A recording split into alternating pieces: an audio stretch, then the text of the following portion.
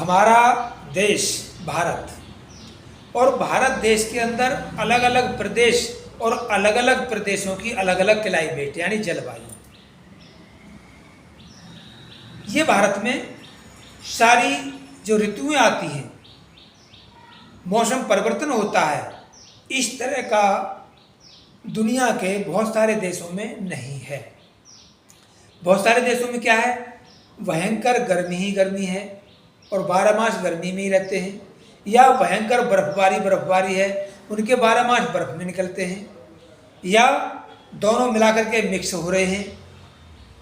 तो ऐसे बहुत सारे देश जहाँ की क्लाइमेट वहाँ के लोगों को सूट करती है, वो वहाँ उसको इस्तेमाल करते हैं, अपने आहार को उसकी क्लाइमेट के अनुसार इस्तेमाल करते हैं।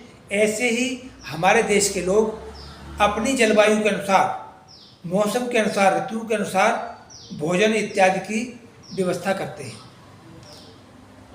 तो मेरा कहने का तात्पर्य, हमें अगर स्वस्थ रहना है तो माँ प्रकृति के साथ जुड़कर, मौसम के साथ मिलकर कि कैसा मौसम है, कैसी ऋतु है, कैसा सीजन है, उस हिसाब से अपने भोजन का चयन करने की आवश्यकता होती है।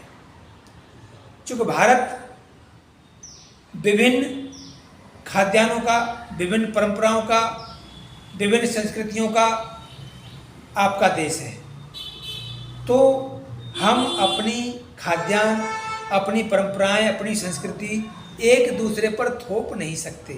भाई ठीक है, उनका अपना सिद्धांत है, हमारा अपना सिद्धांत है।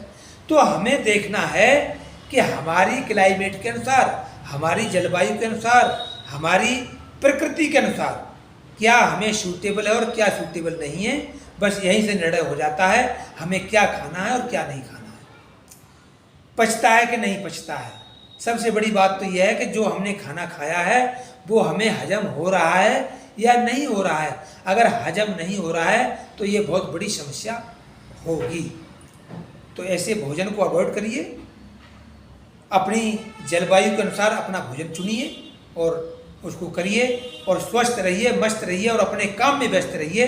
इससे बढ़िया और कुछ नहीं है। इन्हीं शब्दों के साथ नमस्कार।